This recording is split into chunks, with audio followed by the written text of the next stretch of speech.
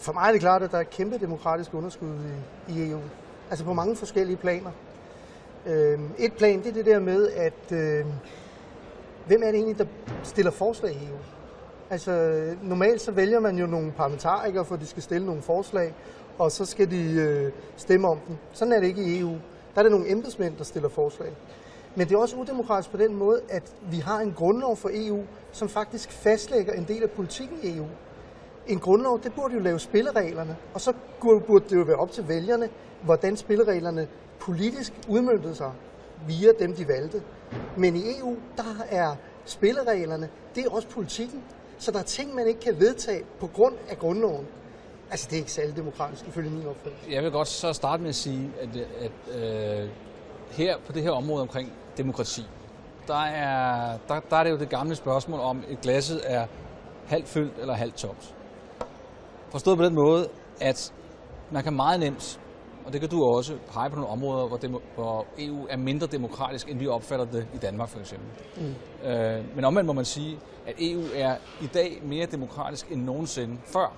Så hvilken ende er det, man starter fra, når man skal diskutere det? Jeg vil godt medgive, at EU, hvis man skulle opfinde EU i dag, det kan du og jeg sikkert godt blive enige om, så vil det ikke komme til at se ud, som det gør. Fordi EU er rundet af en bestemt tid, en bestemt historik, som gør, at man fandt løsninger på det tidspunkt, der passede til det tidspunkt. Og det var i 50'erne, det var lige efter 2. verdenskrig, det var der, hvor Europas befolkninger havde behov for mad, for ordentlig produktion, for massiv støtte. Der var ikke, dengang diskuterede man jo ikke så meget med demokrati. Man havde ikke den samme forfinede demokratiopfattelse, hvis man kan sige det på en måde, som vi har i dag. Og det præger selvfølgelig forestillingen. Selve konstruktionen er, jamen, hvis man skal sige det pænt, så kan man sige, at den er unik i verdenssammenhæng.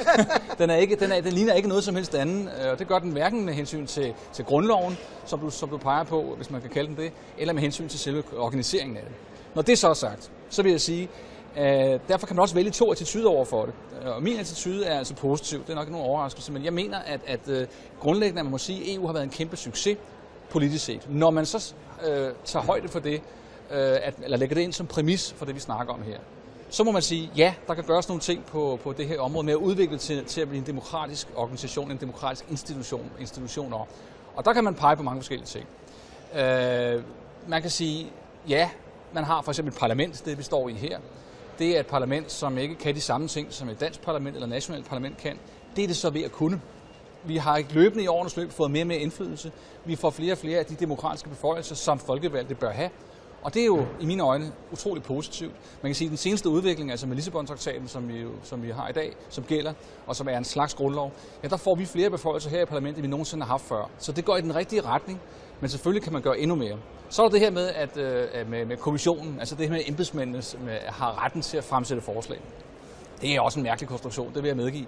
Omvendt må man jo sige, vi har en trekant, vi har rådet, det vil sige medlemslandene, vi har også som parlamentarikere, der er direkte folkevalgte, og så har vi kommissionen i midten.